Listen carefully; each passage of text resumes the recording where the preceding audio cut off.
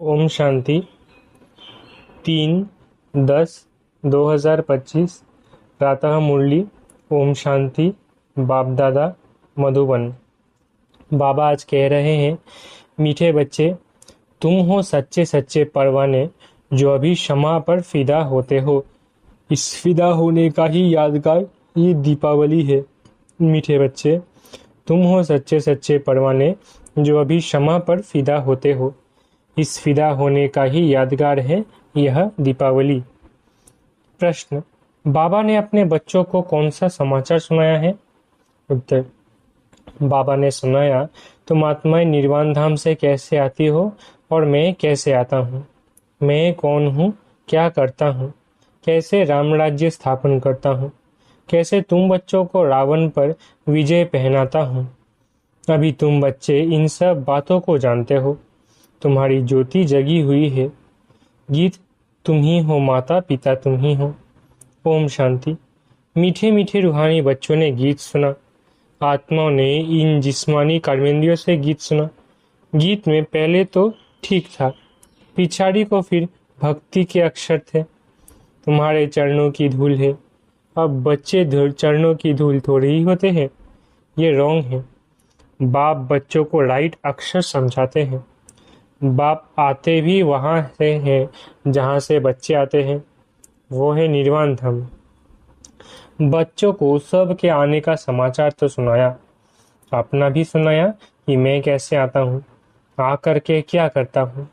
राम राज्य स्थापन करने अर्थ रावण पर विजय पहनाते हैं। बच्चे जानते हैं राम राज्य और रावण राज्य इस पृथ्वी पर ही कहेंगे। अभी तुम विश्व के मालिक बनते हो। धरती, आसमान, सूर्य आदि सब तुम्हारे हाथ आ जाते हैं तो कहेंगे रावण राज्य सारे विश्व पर और राम राज्य भी सारे विश्व पर है। रावण राज्य में कितने करोड़ हैं, राम राज्य में थोड़े होते हैं, फिर धीरे धीरे वृद्धि को पाते हैं। रावण राज्य में वृद्धि बहुत होती है क्योंकि मनुष्य विकारी बन जाते हैं। राम राज्य में है निर्विकारी, मनुष्य की ही कहानी है। तो राम भी बेहद का मालिक, रावण भी बेहद का मालिक है। अभी कितने अनेक धर्म हैं, गाया हुआ है अनेक धर्मों का विनाश। बाबा ने झाड़ पर भी समझाया है। अब दशहरा मनाते हैं, रावण को जलाते हैं, ये है हद का जलाना। तुम्हारी तो है बेहद की बात, रावण को भी सिर्फ भारतवासी ही जलाते हैं। विदेश में भी जहां जहां भारतवासी जास्ती होंगे वहां भी जलाएंगे। वो है हद का दशहरा। दिखाते हैं लंका में रावण राज्य करते थे, सीता को चुरा कर लंका में ले गया। ये हो गई हद की बातें। अब बाप कहते हैं सारे विश्व पर रावण का राज्य है, राम राज्य अब नहीं। राम राज्य अर्थात ईश्वर का स्थापन किया हुआ सत्य को कहा जाता है राम राज्य।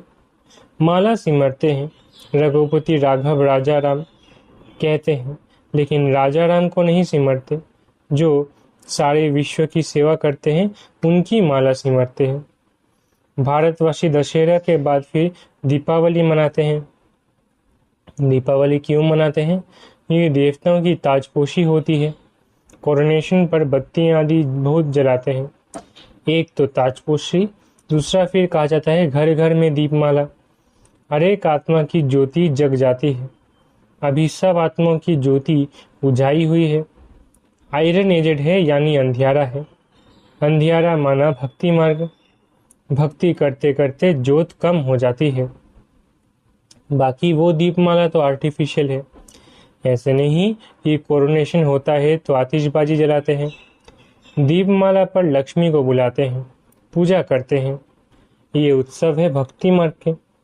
जो भी राजा तख्त पर बैठते हैं तो उनका कोरोनेशन डे धूमधाम से मनाया जाता है। यह सब है हद के।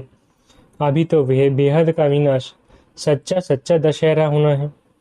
बाप आए हैं सबकी ज्योति जगाने। मनुष्य समझते हैं हमारी ज्योत बड़ी ज्योत से मिल जाएगी। ब्रह्म समाजियों के मंदिर में सदैव ज्योत जगती है। समझते हैं जैसे परवाने ज्योति पर फेरी पहन फिदा होते हैं, वैसे हमारी भी आत्मा अब बड़ी ज्योति में मिल जाएगी। इस पर दृष्टांत बनाया है।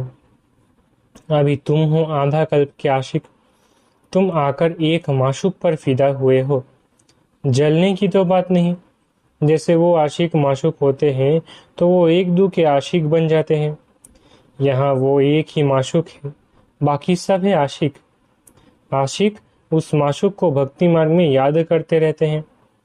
माशूक आ पाओ तो हम तुम्हारे पर बलि चढ़े, तुम्हारे सिवाय हम किसको भी याद नहीं करेंगे।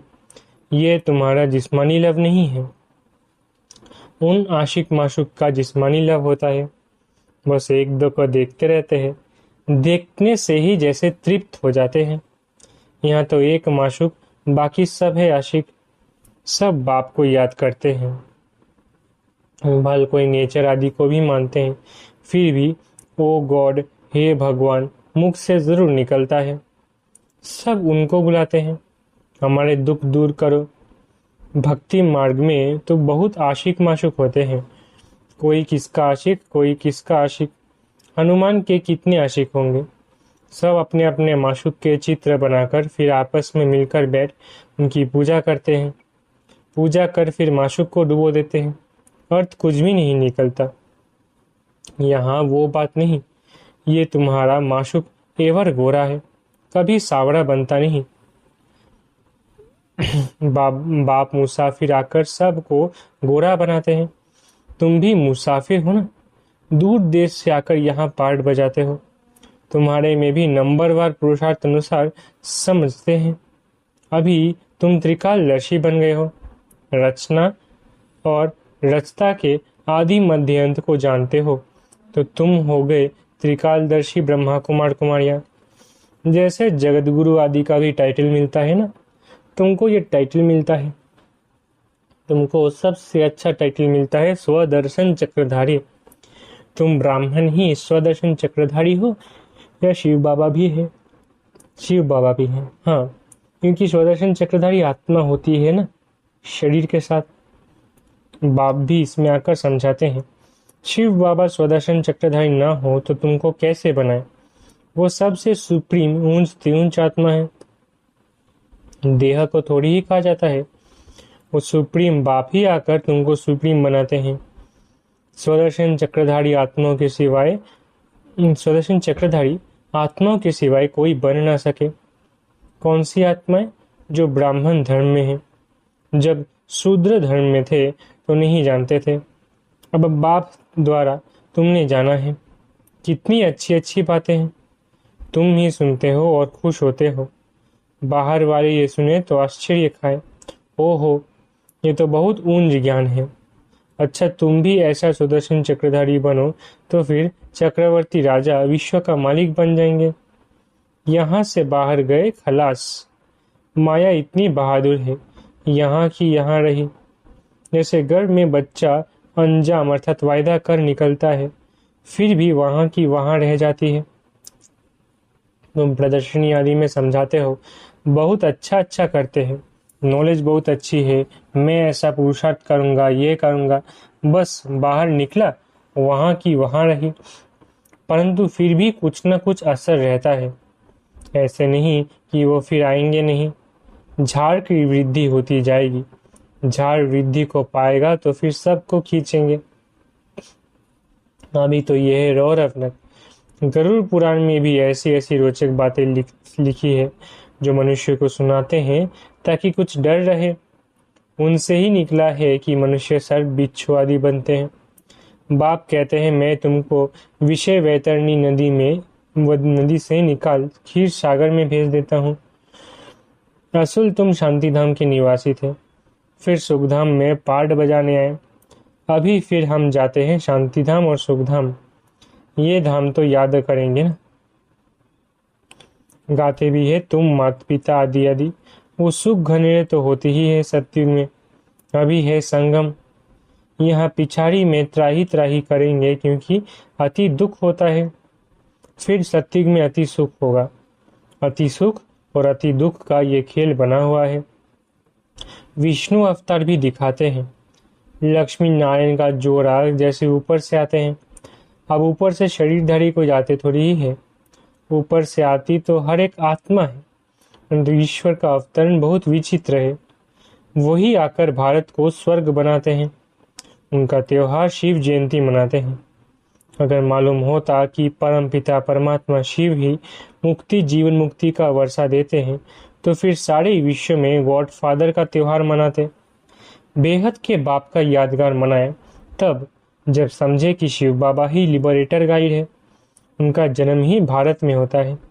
शिव जयंती भी भारत में मनाते हैं, परंतु पूरी पहचान नहीं तो हॉलीडे भी नहीं करते।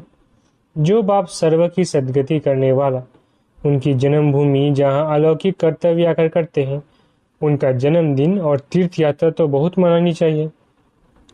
तुम्हारा यादगार मंदिर भी यहाँ ही है, परंतु किसको पता नहीं है कि शिव बाबा ही आकर लिबरेटर गाइड बनता है।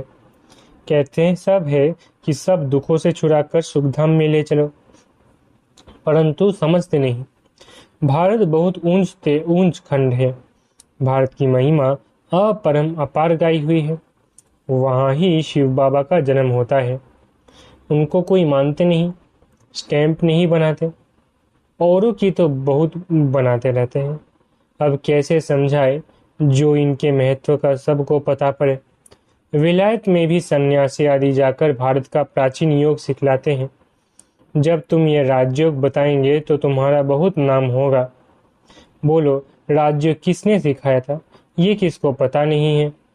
कृष्ण ने भी हठयोग तो सिखाया नहीं। ये हठयोग है सन्यासियों का। वो बहुत अच्छे पढ़े लिखे हैं जो अपने को फिलोसोफर कहलाते हैं। वो इन बातों को समझ और सुधर जाए, कहे हमने भी शास्त्र पढ़े हैं, किंतु आप जो बात सुनाते हैं वो राइट है, बाकी सब है रॉन्ग। तो ये भी समझे कि बरोबर बड़े से बड़ा तीर्थ स्थान यह है। यहाँ बाप आते हैं, तुम बच्चे जानते हो इसको कहा जाता है धर्म भूमि।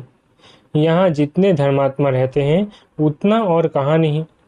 तुम कितना दान पुण्य करते हो। बाप को जानकर तन मन धन सब इस सेवा में लगा देते हो। बाप ही सबको लिबरेट करते हैं, सबको दुख से छुड़ाते हैं, और धर्म स्थापक कोई दुख से नहीं छुड़ाते हैं। वो तो आते ही है उनकी पिछाड़ी। नंबरवार सब पार्ट बजाने आते हैं। पार्ट बजाते बजाते तमो प्रधान बन जाते हैं, फिर बाप आकर सतो प्रधान बनाते हैं। तो ये भारत कितना बड़ा तीर्थ है। भारत सबसे नंबर 1 ऊंच भूमि है। बाप कहते हैं मेरी यह जन्म भूमि है, मैं आकर सबकी सदगति करता हूँ, भारत को हेवन बना देता हूँ। तुम बच्चे जानते हो बाप स्वर्ग का मालिक बनाने आए हैं। ऐसे बाप को बहुत प्यार से याद करो, तुमको देख और भी ऐसे कर्म करेंगे। इसको ही कहा जाता है अलौकिक दिव्य कर्म। ऐसे मत समझो कोई नहीं जानेंगे। ऐसे निकलेंगे जो तुम्हारे ये चित्र भी ले जाएंगे। अच्छे अच्छे चित्र बने तो स्टीमर भरा कर ले जाएंगे। स्टीमर जहाँ जहाँ खड़ा रहता है वहाँ ये चित्र लगा देंगे। तुम्हारी बहुत सर्विस होनी है। बहुत उदारचित हुंडी भरने वाले सावल शाह भी निकलेंगे जो ऐसे काम करने लग पड़ते हैं, ताकि सबको मालूम पड़े कि ये कौन है जो इस पुरानी दुनिया को बदल और नई दुनिया स्थापन करते हैं। तुम्हारी भी पहले तुझ बुद्धि थी, अभी तुम कितने स्वच्छ बुद्धि बने हो। जानते हो हम इस ज्ञान और योग बल से विश्व को हेवन बनाते हैं, बाकी सब मुक्ति धाम में चले जाएंगे। तुम्हें भी ऑथोरिटी बनना है। बेहद के बाप के बच्चे हो ना। शक्ति मिलती है याद से। बाप को वर्ल्ड ऑलमाइटी ऑथोरिटी कहा जाता है। सभी वेदों शास्त्रों का सार बताते हैं। तो बच्चों को कितना उमंग रहना चाहिए सर्विस का। मुख से ज्ञान रत्नों के सिवाय और कुछ ना निकले। तुम हर एक रूप बसंत हो। तुम देखते हो सारी दुनिया सब्ज हरी भरी बन जाती है, सब कुछ नया, वहां दुख का नाम नहीं। 5 तत्व भी तुम्हारी सर्विस में हाजिर रहते हैं। अभी वो डिससर्विस करते हैं क्योंकि मनुष्य लायक नहीं है। बाप अभी लायक बनाते हैं। अच्छा, मीठे मीठे सिकलत है बच्चों प्रति माता पिता बाप दादा का याद करो गुड मॉर्निंग। रूहानी बाप की रूहानी बच्चों को नमस्ते। हम रूहानी बच्चों की रूहानी माता पिता बाप दादा को याद प्यार गुड मॉर्निंग और नमस्ते। धारणा के लिए मुख्य सार। पहला, रूप बसंत बन। मुख से सदैव ज्ञान रत्न ही निकालने हैं। सर्विस की उमंग में रहना है, याद में रहना और सबको बाप की याद दिलाना, यही दिव्य अलौकिक कार्य करना है। दूसरा, सच्चा सच्चा आशिक बन एक माशुक पर फिदा होना है, अर्थात बलि चढ़ना है, तभी सच्ची दीपावली होगी। वरदान, विश्व महाराजन की पदवी प्राप्त करने वाले सर्वशक्तियों के स्टॉक से संपन्न भरपूर भव। वरदान, विश्व महाराजन की पदवी प्राप्त करने वाले सर्वशक्तियों के स्टॉक से संपन्न भरपूर भव। जो विश्व महाराजन की पदवी प्राप्त करने वाली आत्माएं हैं, उनका पुरुषार्थ सिर्फ अपने प्रति नहीं होगा, अपने जीवन में आने वाले विघ्न व परीक्षाओं को पास करना। ये तो बहुत कॉमन है, लेकिन जो विश्व महाराजन बनने वाली आत्माएं हैं, उनके पास अभी से ही सर्वशक्तियों का स्टॉक भरपूर होगा। उनका हर सेकंड हर संकल्प दूसरों के प्रति होगा। तन मन धन समय श्वास सब विश्व कल्याण में सफल होता रहेगा। स्लोगन, एक भी कमजोरी अनेक विशेषताओं को समाप्त कर देती है, इसलिए कमजोरियों को तलाक दो। स्लोगन, एक भी कमजोरी अनेक विशेषताओं को समाप्त कर देती है, इसलिए कमजोरियों को तलाक दो। अव्यक्त इशारे, स्वयं और सर्व के प्रति मनसा द्वारा योग की शक्तियों का प्रयोग करो। अपनी शुभ भावना, श्रेष्ठ कामना, श्रेष्ठ वृत्ति, श्रेष्ठ वाइब्रेशन द्वारा किसी भी स्थान पर रहते हुए मनसा द्वारा अनेक आत्माओं की सेवा कर सकते हो। इसकी विधि है लाइट हाउस वाइट हाउस बनना। इसमें स्थूल साधन, चांस व समय की प्रॉब्लम नहीं है, सिर्फ लाइट माइट से संपन्न बनने की आवश्यकता है। अच्छा, ओम शांति।